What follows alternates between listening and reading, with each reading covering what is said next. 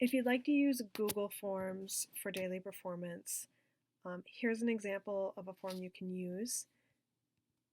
If you'd like to use this form, just email me at angela.drew@scjlabs.com and I'll make a copy for you.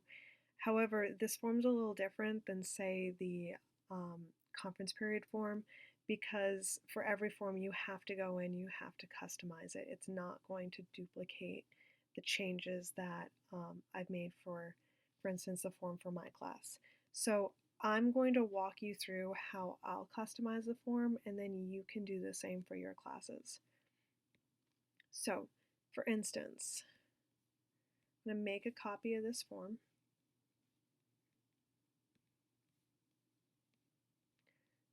And I've just opened it up so that I can then see the response form. So when it shows up in your shared with me folder, it's going to be called copy of template daily performance self-assessment, and you'll have another file that is called copy of template daily performance self-assessment responses.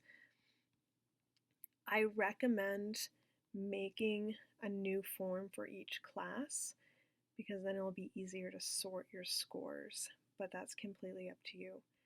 If you do that, I would say go into each of the files and change the title up here on the top to, for instance, D block daily performance self-assessment. And you'll want to do the same with the spreadsheet. And then it'll just help you keep things sorted.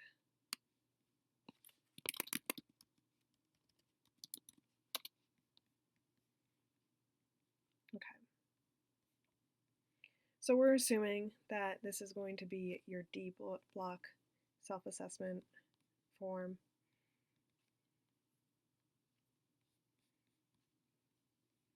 So what I'm going to do on the spreadsheet, a few things.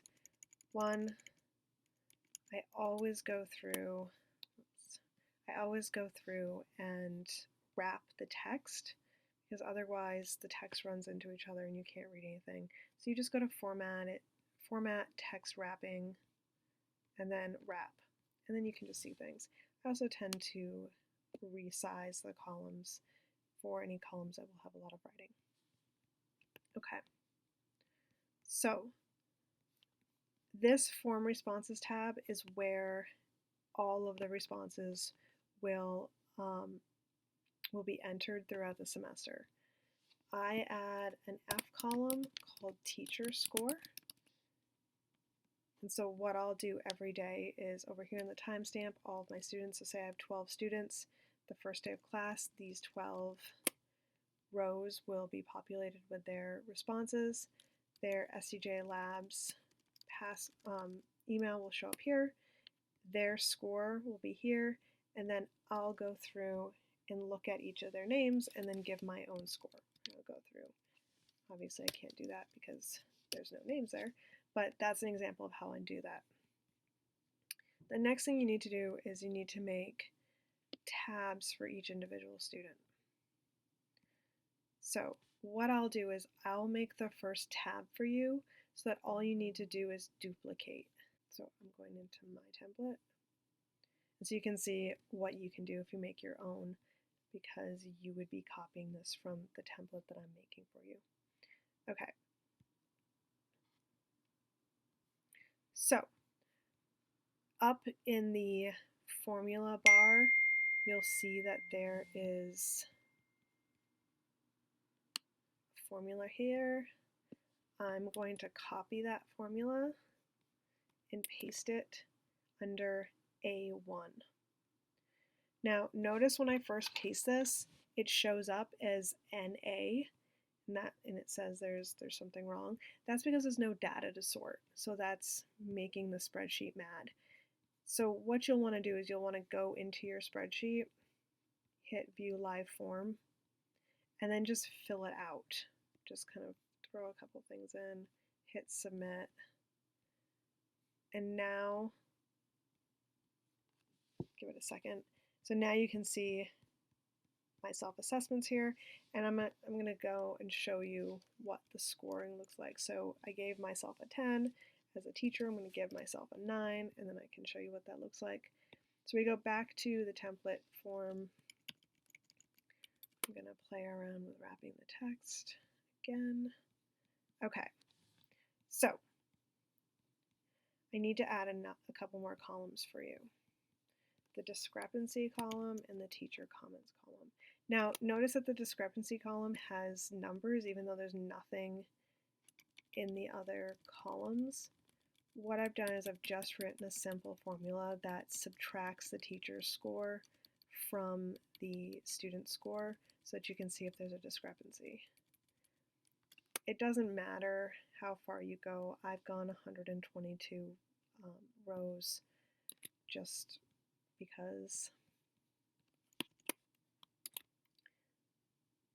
Okay, so you copy and paste those in. Sometimes the conditional formatting doesn't duplicate very well. So to check this, I'm going to highlight them just to make sure that the spreadsheet knows what I'm talking about. It's fairly easy to make sure.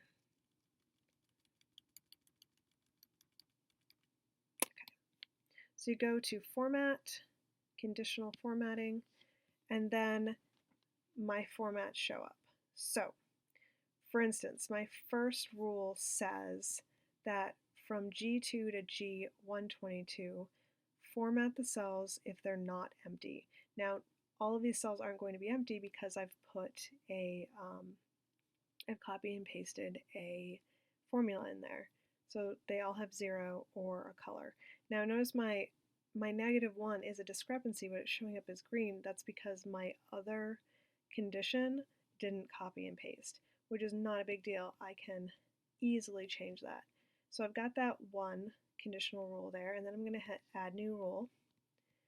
And then I'm going to say if it is not equal to 0, then change it to red.